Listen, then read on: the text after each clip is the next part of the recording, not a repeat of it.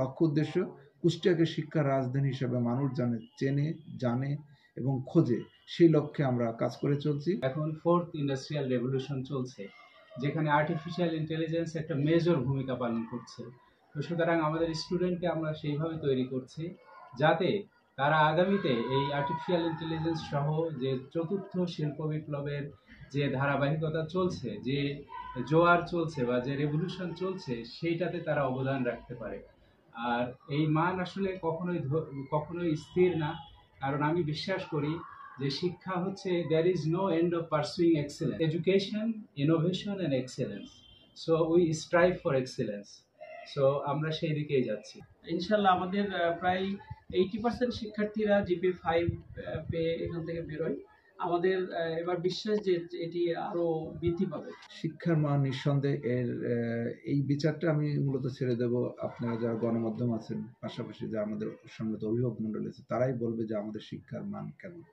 আমরা শিক্ষার মানের ক্ষেত্রে আপোষহীন। আমরা নৈতিকতা এবং শৃঙ্খলার ক্ষেত্রে একটু তুলনাহীন মনে করি যে আমরা এই জায়গায় কোনো আপোষ করি না। আমরা আন্তর্জাতিক মানের শিক্ষা ব্যবস্থা কুষ্টিয়ার মতো একটি মফস্বল শহরে প্রদান করে চলেছে। আমাদের এখানে আগেই বলেছে, আমাদের যে প্রিন্সিপাল উনি একজন আর্মির বাংলাদেশ নৌবাহিনীর রিটায়ার্ড ক্যাপ্টেন। তার নেতৃত্বে প্রায় 210 জন শিক্ষক, কর্মকর্তা, কর্মচারী সর্বদা নির্বাচিত।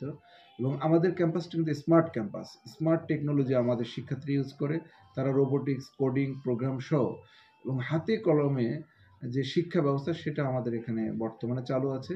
আমরা আমাদের শিক্ষার্থীদেরকে যে কারিকুলাম, সেই কারিকুলামের পাশাপাশি আমাদের নিজস্ব একটি কারিকুলাম আছে। সেই কারিকুলামে তাদের বেসিক ডেভেলপমেন্টের জন্য, ইংলিশের উপরের জন্য, কম্পিউটার বা আইটি সেক্টরে দক্ষ মানব সম্পদ তৈরি করার লক্ষ্যে রোবোটিক্স, কোডিং প্রোগ্রাম বাস্তবায়নের মাধ্যমে আমাদের শিক্ষার্থীকে দক্ষ মানব সম্পদ হিসেবে গড়ে তোলার দৃঢ় প্রচেষ্টা আমাদের অব্যাহত রয়েছে। প্রিয় দর্শক, আজকে আমরা এসেছিলাম কুষ্টিয়ার প্রাণকেন্দ্রে অবস্থিত এডুকেয়ার কলেজে শপথ নিয়ে এবং শিক্ষার মান নিয়ে আমরা প্রতিষ্ঠানটির চেয়ারম্যান এবং প্রিন্সিপালের সাথে কথা বলেছি, সরকারি শিক্ষকের সাথে, যারা শিক্ষার মানের সন্তুষ্ট প্রকাশ করেছেন এবং অভিভাবকদের উদ্দেশ্যে একটা কথাই বলেছেন, সেটা হলো যে অভিভাবকরা বাচ্চাদেরকে নিয়মিত না বানিয়ে বাইরে বের করে বিশ্ব এবং দেশ দেখার সুযোগ করে দেয়, এবং এডুকেশনের দায়িত্বে তারা ভালো কিছু অবদান সমাজে রাখতে পারে। মাহমুদ লালন কুষ্টিয়া।